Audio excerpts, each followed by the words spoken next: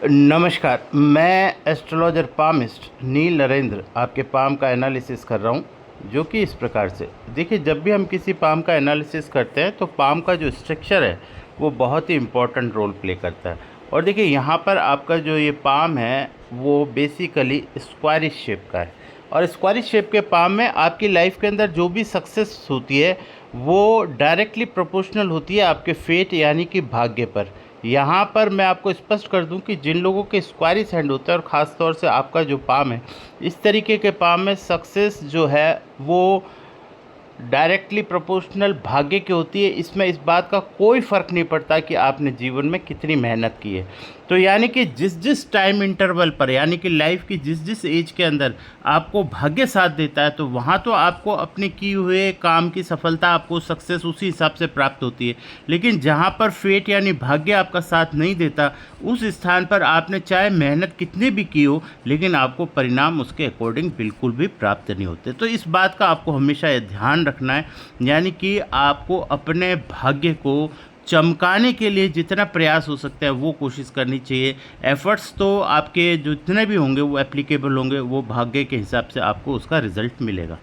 अब देखिए, सेकेंडरी जो चीज़ है वो मैं यहाँ पर आपको बताऊँ कि आपके पाम के अंदर एक दूसरी जो इम्पोर्टेंट चीज़ है कि ये जो दो फिंगर हैं यहाँ पर, अगर आप इसका यहाँ पर इसका बेस देखें और इस फिंगर का बेस देखें, तो उससे आप ये देखेंगे कि ये वाली जो फिंगर है ये टिपिकली थोड़ी सी दोनों फिंगर जो है बीच से ऊपर उठ गई यहाँ पर, इस जगह पर। जिन भी लोगों के ये दो फिंगर्स जो हैं ये दोनों बराबर और समान रूप से ऊपर उठ जाती है, यानी कि यहाँ पर इस तरह का कर्व नहीं बनता जो नॉर्मली लोगों के बनता है। तो इस स्थिति के अंदर क्या होता है कि व्यक्ति अपने जीवन में एक या दो इतनी बड़ी मिस्टेक करता है जिसका कि खामियाजा उसको पूरी ज़िंदगी भरना पड़ता है। It may be related with the career choice and it may be related with the family life, marriage life और एनीथिंग एल्स। तो यहाँ पर आपको हमेशा उस चीज़ का ख्याल जो है वो जीवन के बार बार उस समय में आएगा जब आपको आपका समय ठीक नहीं चल रहा होगा, तो आप हमेशा सोचेंगे कि काश अगर ऐसा ना होकर के ऐसा होता तो मेरी ज़िंदगी आज कुछ अलग होती। तो ये विचार आपके जीवन में आते हैं, और यही विचार जो है इसी वजह से आते हैं जहाँ पर कि मिडिल फिंगर की में ये जिस तरीके का जो डिफरेंस क्रिएट हो जाता है उसकी वजह से ऐसा महसूस होता है।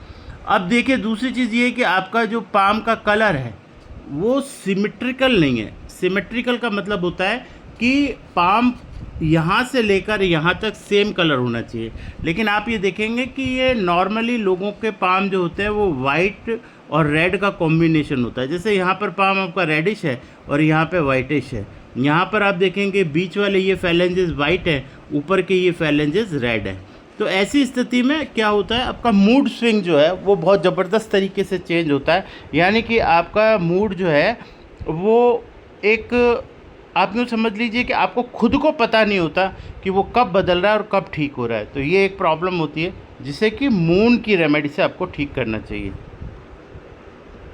उसके बाद यहाँ पर आप देखेंगे कि आपकी जो मार्स की पोजीशन है, मार्स की पोजीशन, ये जो माउंट है ये होता है मार्स। देखिए, मैं थोड़ा सा एक्सप्लेन कर दूं जिससे आपको ये वीडियो समझने में आसानी होगी।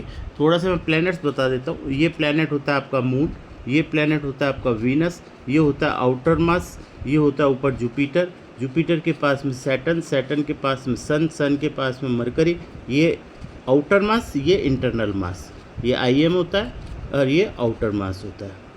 और सेंटर ऑफ द पाम ये आपका राहु होता है, और ये इस तरीके से जो स्ट्रक्चर बनता है ये वाला, ये केतु होता है। तो इस तरीके से है। तो अगर आपको समझने के लिए मैं यहाँ पर बता रहा हूँ कि लाइफ में अभी तक, यानी कि आपका पाम ये इंडिकेट करता है कि आपकी लाइफ में अभी भी इनस्टेबिलिटी है। इनस्टेबिलिटी किसको कहते हैं? इनस्टेबिलिटी का मतलब ये नहीं होता कि आप कोई जॉब नहीं कर रहे या आपके पास पैसा नहीं है, या आप, इनस्टेबिलिटी का मतलब होता है कि आपकी सोच के अनुसार, जो सोच बचपन से एक क्रिएट होती है व्यक्ति की, उसके पारिवारिक जो उसकी स्थिति है उसके आधार पर, उसकी एजुकेशन के आधार पर, उसकी पर्सनालिटी के आधार पर, उसकी थिंकिंग के आधार पर, उसकी थॉट प्रोसेस के आधार पर व्यक्ति का एक टारगेट होता है कि लाइफ में मुझे ये अचीव करना है। उसे जब वो अचीव कर लेता है तो उसको वो स्टेबिलिटी नज़र आती है, और कई लोगों को उससे बहुत कम में भी स्टेबिलिटी नज़र आती है, और कईयों को बहुत कुछ हो जाने के बाद भी उनको लगता है कि अभी भी जीवन में वो चीज़ मज़ा नहीं आ रहा। तो ये आपके थॉट प्रोसेस पे डिपेंड करता है। यहाँ जो आपकी इनस्टेबिलिटी है वो मैं क्यों आपको बता रहा हूँ, उसका एक कारण सबसे बड़ा मैं आपको समझाने की कोशिश करूँगा। देखिए यहाँ पर क्या है, जब भी वीनस और जुपिटर में ये कॉम्बिनेशन देखा जाता है, यानी कि अगर आप देखें कि वीनस का ये पार्ट यानी कि शुक्र का ये पार्ट जो है आपका बहुत ज़्यादा ऊपर की ओर उभरा हुआ है। अगर इसी को मैं जुपिटर से कंपेयर करूं, ये आपका जुपिटर है, तो आप देखेंगे कि ये इसके कंपैरिजन में ये जो है वो सप्रेस्ड है। सप्रेशन का मतलब क्या होता है, दबा हुआ है। जब तक किसी भी व्यक्ति के जीवन में ये वीनस और ये जुपिटर दोनों बराबर मतलब क्वांटिटी में या बराबर ऊंचाई पर ये लोग में स्थित नहीं होते, यानी इसका ऊपर का जो एपेक्स पॉइंट और इसका एपेक्स पॉइंट है वो सिमेट्रिकल होना चाहिए, तब तक व्यक्ति अपने लाइफ के अंदर स्टेबल नहीं होता। ये एक एकदम 100% सच बात है जिस पर कि आपको भरोसा करना चाहिए, और ये बिल्कुल सत्य चीज़ है कि ये जब तक आपके दोनों बराबर नहीं होंगे, आप लाइफ में अपने आप को कभी भी स्टेबल महसूस नहीं करेंगे। व्हाटएवर आपके पास कुछ भी हो और कुछ भी ना हो, इससे कोई मतलब नहीं है। तो सबसे पहले जब तक ये दोनों प्लेनेट आपस में स्टेबल नहीं होंगे, यानी कि दोनों सिमेट्रिकल नहीं होंगे, ये उभार बराबर नहीं होंगे, तब तक आप जीवन में स्टेबल नहीं होते। तो ये तो एक चीज़ रही जिसे आपको करने का प्रयास करना चाहिए। वरना क्या होगा कि लाइफ तो चलती है और लाइफ में आपके सब काम भी हो जाएंगे, लेकिन जीवन में जब भी आप अकेले में बैठेंगे तो आपको हमेशा एक ही चीज़ का अफसोस रहेगा कि यार जो जीवन में करना चाहते थे वो नहीं कर सके। यानी कि दुनिया की नज़र में नहीं, आप अपनी ही नज़र में गिल्टी फील करने लगते हैं और आपको अफसोस होता है कि यार मज़ा नहीं आया ज़िंदगी जीने का। सेकेंडरी मैं यहाँ पर एक चीज़ और बता दूँ आपको कि जैसे आपकी ये माइंड लाइन जो है बहुत स्ट्रेट है, तो आपको स्पाइनल कॉर्ड से रिलेटेड समस्याएं होने का बहुत ज़्यादा डर रहता है। स्पाइनल कॉर्ड का मतलब होता है हमारी रीढ़ की हड्डी, और यही हमारा लग्न होता है। अगर हम ज्योतिष में ये कहें तो this is represented by the first house and it is known as the lagna. लग्न का मजबूत होना बहुत ज़रूरी है, और यहाँ पर स्पाइनल कॉर्ड की प्रॉब्लम मतलब आपको कुछ समय बाद, जो अब ये एज आ रही है, इसमें आपको ये महसूस होगा कि आप चाहे शरीर से दुबले पतले हों, चाहे मोटे हों, चाहे आपकी कोई भी स्थिति हो, लेकिन आप बहुत देर तक खड़े रहने में कंफर्टेबल फील नहीं करेंगे। आपकी इच्छा आएगी कि आपको कहीं बैठने के लिए मिल जाए, और every time you feel some kind of conjunction in your spinal cord, it means from shoulder to your back. तो ये चीज़ आपको बच के रहना है। इसके लिए आपको छोटे छोटे एक्सरसाइजेस करते रहना चाहिए, जिससे ये जीवन में समस्या आपकी बढ़े ना। दूसरी चीज़ यहाँ पर जो बात मुख्य आ रही थी कि मैं आपको बार बार समझाने की कोशिश कर रहा था कि फेट लाइन, तो देखिए ये जो फेट लाइन का स्वरूप है वो आपका इस तरीके से है। फिर यहाँ पर ये ब्रेक होती है, फिर ये चलती है, फिर ये कटती है, फिर ये ऊपर आकर के सही स्थिति में आती है।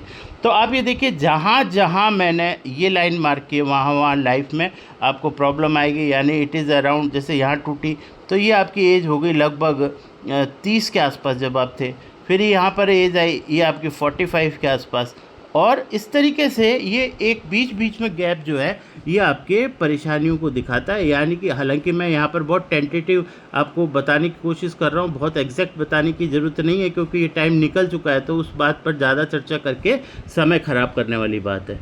लेकिन अब देखिए आपने एक प्रश्न किया कि जो आपका मकान से संबंधित था या रेजिडेंस से संबंधित था, तो ये मैं आपको बोल सकता हूँ कि आपके पास आने वाले समय में, क्योंकि यहाँ पर मैं लेफ़्ट हैंड को भी कंसीडर कर रहा हूँ आपके, हालांकि ये वीडियो राइट हैंड पर है, लेकिन लेफ़्ट हैंड के ऊपर जो साइन है वो ये साइन दिखाता है कि 2026 लास्ट तक या 27 मार्च तक आपकी प्रॉपर्टी बनने का पूरा योग बनता है।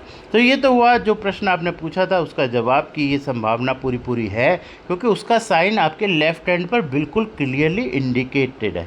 इसलिए इस बारे में आपको ज़्यादा विचार करने की ज़रूरत नहीं है, तनाव लेने की ज़रूरत नहीं है। ये वो समय जब आएगा तो ये ऑटोमेटिकली चीज़ें जो हैं अपने आप एग्जीक्यूट होने लगेगी। अब देखिए यहाँ पर जो आपने प्रश्न पूछा उसका तो मैंने आपको जवाब दिया, लेकिन जो एक इम्पॉर्टेंट चीज़ मैं आपको बता रहा था कि your money triangle is not completed. तो मनी ट्रायंगल जब इनकम्प्लीट होता है, तो ऐसी कंडीशन में आपका पैसे का चिंतन कभी ख़त्म नहीं होता। यहाँ पैसे का चिंतन का मतलब क्या होता है कि आपके पास कितना भी पैसा हो, लेकिन आप हर समय पैसे के मैनेजमेंट को लेकर परेशान रहते हैं, चाहे आपके पास पैसा कम हो या ज़्यादा हो, but you are every time means thinking about the management of your money कि यार उस चीज़ को मैं कैसे मैनेज करूँगा, इस चीज़ को कैसे मैनेज करूँगा। यानी ये कैलकुलेशन आपके दिमाग में चलती रहती है जब तक मनी ट्रायंगल क्लीन नहीं होता। जब मनी ट्रायंगल क्लियर हो जाता है तो व्यक्ति कैसी भी स्थिति में हो, उसका पैसे का चिंतन बंद हो जाता है, क्योंकि ऑटोमेटिकली भगवान उस समय उसको जो भी चीज़ उसके जीवन में खर्चे की लाता है उसके बराबर में उसको इनकम या उसके पास उसको पैसा देता है। इसलिए उसको चिंता या घबराहट नहीं होती, या उसके मन के अंदर किसी भी तरह का डर या शंका या किसी भी तरह की एंजाइटी या किसी भी तरीके का मतलब वो भाव पैदा नहीं होता कि उसे डर लगने लगे। सेकेंडरी यहाँ पर मैं बहुत आपको स्पेशली जो चीज़ है वो एक बता देता हूँ, जिसको कि आपने आज तक एक्टिव नहीं किया। अगर आपने एक्टिव किया होता तो आपकी स्थिति बहुत ज़्यादा आज से अलग होती। वो है एक साइन जिस पर आपने कभी गौर नहीं किया, और वो साइन है, देखिए मैं आपको बताता हूँ कि ये यहाँ पर मोल का चिन्ह। अगर ये मोल है, मोल का मतलब तिल का निशान है, मोल जिसे हम कहते हैं तिल का निशान है, तो ये योग आपकी लाइफ का सबसे बड़ा योग है आपके हाथ के अंदर, जिसे हम सम्राट योग कहते हैं। सम्राट का मतलब होता है राजाओं का राजा, लेकिन आपने इसको एक्टिवेट नहीं किया, क्योंकि ये एकमात्र ऐसा योग है हाथ के अंदर जिसे होने के बाद पहचान करके एक्टिवेट करना पड़ता है, तभी आपको इसका परिणाम मिलता है। इसके एक्टिवेशन के लिए यानी अब सम्राट, यानी कि अगर ये एक्टिवेट हो जाए तो you are just like a samrat. सम्राट का मतलब क्या होता है कि आपने जीवन में आज तक जन्म से लेकर के और अब तक के जीवन में स्वप्न में या यथार्थ स्थिति में जो भी ख्वाब देखे होंगे या जिस भी चीज़ के बारे में आपने सोचा होगा, वो सब चीज़ें आपको प्राप्त होती है। तो इसके एक्टिवेशन का एक प्रोसेस है, वो अगर आप जानना चाहते हो तो आप मेरे से संपर्क कर सकते हैं। बाकी जो मैंने आपको प्रश्न आपको जो बताया, उस प्रश्न पूछा, उसका मैंने आपको जवाब दिया। Thank you very much. Radhe Radhe.